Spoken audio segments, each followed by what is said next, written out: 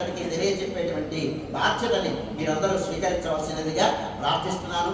ఎందుచేతనంటే 70వ దశకం నాటి నుంచి ప్రయత్నం జరుగుతుంది. నేదునూరి కృష్ణమూర్తి గారి దగ్గరికి నేను వెళ్ళాను, చిట్టంబయ్య గారిని తీసుకొని ఆయన వచనాలు ఇచ్చి మీరు చేయించండి, మన శిష్యులు చేస్తారన్న. బాలకృష్ణ ప్రసాద్ గారి దగ్గరికి వెళ్ళే 2 ఏళ్ళేదో ప్రాజెక్ట్ ఉంది, అది అయిన తర్వాత కానీ నేను చేయలేను. అలాగే బాలమురళీ కృష్ణ గారి దగ్గరికి వెళ్ళే వారు కూడా ఊరికే ఏదో తప్పే. బాలసుబ్రహ్మణ్యం గారి దగ్గరికి వెళితే బాలసుబ్రహ్మణ్యం గారు ఒక 3-4 వచనాలు ఏవో పాడారు. ఆయన రజనీకాంతరావు గారి ధోరణిలోనే పాడారు.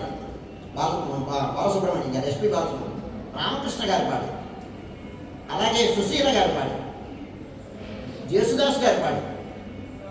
వీళ్ళందరూ ఏవో కొంత ప్రయత్నం చేసి మరి సీడీలు వచ్చేయిపోయింది. కానీ ఇది ప్రచారంలోకి రావాలి.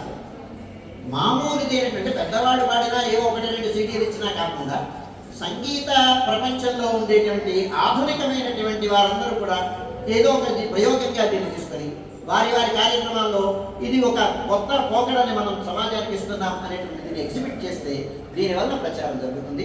అందుకని ఆధునికులైనటువంటి కొత్త తరం విద్యార్థులు లేదా గాయకులైనటువంటి మేమని నేను అర్థిస్తున్నాను. ఈ వచనాలను మీరు కూడా మీ బాధ్యతగా స్వీకరించి వచనాన్ని మీరు ఒక బాణీ కట్టుకొని వాటిని లోకానికి అందించవలసిందిగా ప్రార్థిస్తున్నాను. అలాగే దేవస్థానం తరపు నుంచి కూడా మా ఏయూ గారు ఆనందకుమార్ గారు సాధారణంగా ఇక్కడ లోపల చేసుకునేవాడు ఈ ఉత్సవం, ఊరికే మన విధిగా.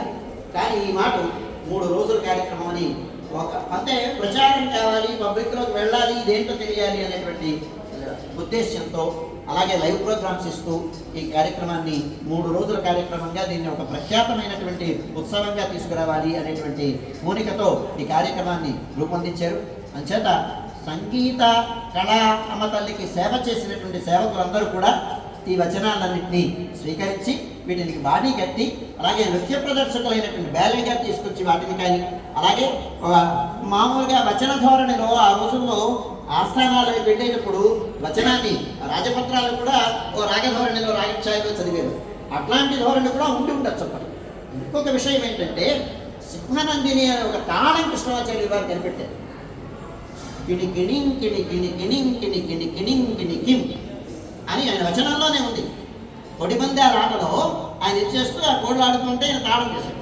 అలాగే హేమాంగి అని ఒక ఆమె ఉండేది, ఆమె ఇక్కడ నృత్య ప్రదర్శన చేస్తుండేది. గాంగన సింహదేవ వర్మ 200 మంది నాట్యకర్తల్ని ఆస్థానానికి ఆయన ఇచ్చేస్తారు.